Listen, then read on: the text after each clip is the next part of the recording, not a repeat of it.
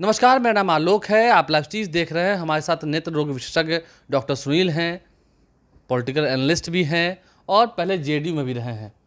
JDU में रहे हैं, इसलिए आपसे एक बात पूछ लेते हैं। नीतीश कुमार बिहार के मुख्यमंत्री अब एनडीए के साथ हैं। तेजस्वी यादव इस पूरे चुनाव में कहते रहे कि नीतीश कुमार का मन उधर नहीं है। नीतीश कुमार का जो दिल है, जो मन है, वो हमारे तरफ है। क्या कितना लगता है, क्या नीतीश कुमार फिर से कुछ इरादा बना रहे हैं? अभी चुनाव तो तुरंत हुए हैं।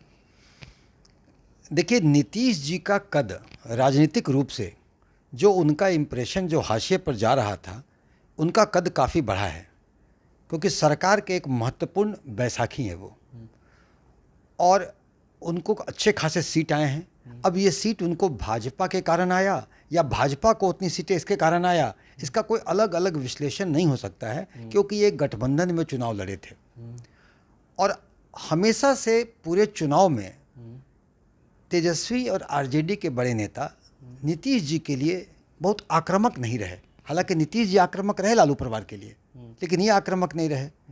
रोहिणी जी का स्टेटमेंट कि चाचा का आशीर्वाद चाहिए, प्लेन में जो तेजस्वी पीछे बैठे हुए थे, उसके बाद एक विजुअल आया कि साथ हो गए, किस परिस्थिति में हुए, नहीं हुए, ये सब मिलकर निश्चित ही एक उहापोह की स्थिति, एक संशय की स्थिति बरकरार थी। और नीतीश जी का अगर ट्रैक रिकॉर्ड देखें तो था कि नीतीश जी कहीं वो पलट सकते हैं कि नहीं। देखिए, वैसे तो नीतीश जी के दिमाग में क्या चल रहा है, ये किसी व्यक्ति का प्रेडिक्ट करने का कैपेसिटी नहीं है। वो अगर सस्पेंस फिल्म के डायरेक्टर की तरह उन्हीं के दिमाग में होता है कि अंतिम क्षण में वो पत्ते खोलते हैं और सस्पेंस उठता है। लेकिन एक बात तो है कि नीतीश जी का अगर देखें तो नीतीश जी जैसे एक बस में आप देखते हैं, अगर यात्रीगण होते हैं तो एक यात्री एक सीट पर बैठता है और दूसरे सीट पर रुमाल रख देता है। तो ये जो सीट पर रुमाल रखने की राजनीति है, तो हम देख रहे हैं कितने बार से जब नीतीश जी कोई पद लेते हैं तो दूसरे सीट पर रुमाल रख देते हैं। अब रुमाल रखने में वो इशारात्मक राजनीति करते हैं, वो इशारा देते हैं। जैसे मोदी जी के नॉमिनेशन में नहीं जाना, बातें आई छनके के बीमार हैं, जबकि बीमारी अगर ऐसा कौन होता है कि अगले ही कौन सा होता है, जो मैं पेशे से चिकित्सक हूँ, कि अगले दिन वो सीतामढ़ी चले गए, शिवहर चले गए और एक ही दिन की बीमारी थी। अगर हमें कुछ तकलीफ होती है, दर्द होता है, तो हम पैरासीटामॉल खा के क्लिनिक आते हैं, मरीजों को देखते हैं। महत्वपूर्ण दिन था, जाना चाहिए था। उसके बाद शपथ ग्रहण में तो गए नहीं, शपथ ग्रहण में तो चीज़ें स्पष्ट हो गई ना। नॉमिनेशन के समय चीज़ें स्पष्ट नहीं थी, अब तो स्पष्ट हो गया कि भाजपा को अपने बदौलत सरकार नहीं बन रही थी और नीतीश जी की ज़रूरत थी, नायडू जी की ज़रूरत थी। और वैसे में हमें लगता है कि इतने उहापोह की स्थिति हुई कि वो क्या करेंगे। आरजेडी वालों ने भी कुछ एक लुभावने काम किए, हल्ला हुआ कि एनडीए वाई उप मुख्यमंत्री प्रधानमंत्री बनाया जा रहा है, लेकिन वो नहीं गए। तो ये नहीं गए तो केवल उसको उनके लॉयल्टी इंडेक्स से देखना उचित नहीं है। वो कुशल राजनीतिज्ञ हैं, वहाँ जाके क्या करते। इनकी संख्या से वहाँ सरकार बन नहीं रही थी। अगर किसी और को लेते हैं तो वो भी प्रधानमंत्री बनने के लिए आएंगे, चूँकि नायडू भी मुख्यमंत्री हैं, प्रधानमंत्री बनने के लिए जाते। नीतीश जी भी मुख्यमंत्री हैं, प्रधानमंत्री बनने के लिए जाते। दो प्रधानमंत्री हो नहीं सकते हैं, और इन लोगों के जाने से गणित नहीं बैठ रहा था।